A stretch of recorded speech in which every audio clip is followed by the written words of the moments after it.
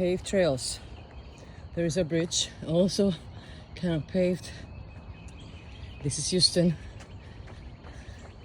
Crossing this bridge for this long, looks like a river. I'll find out exactly what it is. But nice and humid in here. But it's in the 60s, which helps. I'm wearing my traveling shoes, which are my Adidas SL2, which they're versatile. I can use them for my flight, for doing what I'm doing and during the trip, and including running. I don't have to carry extra pairs of shoes unless I'm going into dirt trails. But it's really nice to have all these options here. Not beautiful scenery except for the water. Supposedly there's alligators and snakes. Hopefully I won't find them. It's not that hot yet for at least the snakes to come out. And I can smell the water. I am wearing my orthotics. And these shoes, they work very well. Orthotics have helped me for the past 30 years. I started wearing orthotics at during my residency. When I worked at the hospital, I developed plantar fasciitis. And yes, you think you're never gonna get rid of it. I understand when people say, this is very painful, it's been a while, it doesn't go away, and you're desperate because you want this pain to go away. And it feels like it's never gonna go away. There's a difference between your feet, having pain on your feet, and having pain on your hand or your shoulder. Your feet, you need to use them more than your hand. You have two hands, you can at least use the other hand. But feet, you need to use them both. So it becomes a little bit desperate, and you get impatient because you cannot do what you're supposed to do. You feel like you're gonna gain weight, and or you cannot go on your trips that you have planned in the future unless you get better. And sometimes you wait until it's really bad to come see a specialist, a foot specialist. So I understand that type of pain because I had it. I still will get once in a while some discomfort on my feet depending on the shoes that I wear and the activities that I do. And if I gain more weight, definitely my feet are gonna hurt more. So I would recommend to not wait too long. But there is light at the end of the tunnel. You need to understand that the pain is gonna go away, but you need to do something about it. You can't just keep trying to train, or there are other things you can do to maintain your physical fitness. It doesn't have to be pounding your feet. And then while you do that, we'll do different treatments and modalities and exercises in order to get you back to normal activity again, and not gain all the weight that you thought you were gonna gain because you couldn't exercise, you couldn't do your daily routines.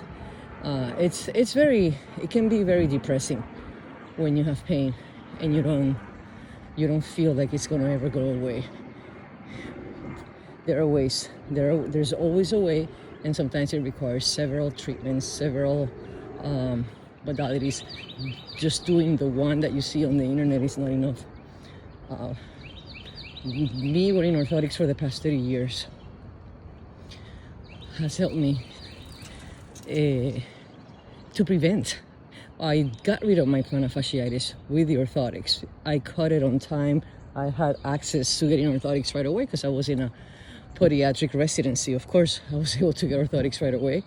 And it took me like a week to get used to them because I forced myself. You should break them in. I forced myself wearing them through discomfort until I got used to them. But they need a breaking period. So I wore them, and within a week I felt comfortable with them, and also started getting rid of my plantar fasciitis. I have had plantar fasciitis just for a day or two if I overdo it. For example, if I go to a park like a Disney park or something like that, and when you're standing all day, even with your orthotics, sometimes your plantar fasciitis starts acting up depending on the type of food that you have. But it goes away very quickly. It doesn't continue accumulating and getting worse and worse and worse. So you need to look for those options before it's too late. Also, having them for 30 years has prevented me from getting bunions. My foot is very susceptible to bunions. You don't inherit bunions, but my mom has had bunions. I actually did her bunion surgery. You don't inherit them, but you inherit the type of foot that actually can develop a bunion. And of course, she wore mostly sandals, and that caused her bunion to develop more and more and more and more, and in gaining weight, because she gained a significant amount of weight during her pregnancies, especially with me.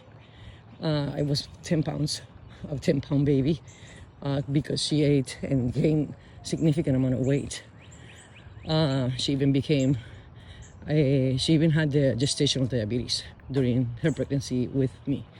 So those things definitely are going to affect you. And so she been wearing orthotics during her pregnancies. It would have prevented, not only during her pregnancy, but after that, it would have prevented her from getting the bunions that she did. I mean, she's okay now. She had the surgery and it worked very well for her. Not everybody has that type of results after bunion surgery, which is why you try to avoid surgery at all costs, and that is your last resource. Only unless you have severe pain and discomfort, you try to avoid surgery. But she was able to do well, still wearing sandals and not having any recurrence over bunions. So that worked out well for her. But you can prevent it. You can prevent it. I have prevented it for 30 years wearing orthotics. I do not have a bunion. My foot is a little wider than 30 years ago because I've been pounding on my feet. Your feet age before your head because they're closer to the ground, closer to gravity.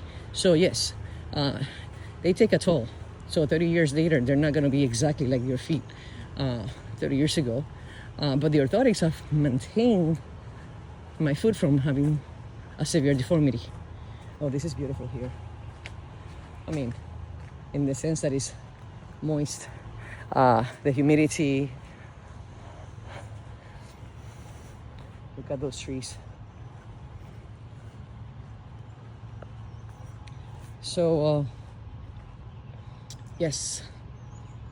Wearing orthotics also has prevented me from pinching my neuroma, because I do also have a neuroma. I mean, everybody has that nerve in between the toes, between the metatarsals. Those nerves in between the metatarsals, depending on the type of food that you have and the type of shoe gear you wear, of course, and the activity, you're gonna compress them, and then they get thicker, they get swollen, very painful to walk, and so for dancing, for example, because you mostly dance on the ball of your foot, for twirls and for quick movements, you press on them a lot, especially if you are dancing with high heels. Even if you wear low heels, you're gonna be on the ball of your foot. You tippy toe a little bit to dance, and so that really compresses on those nerves.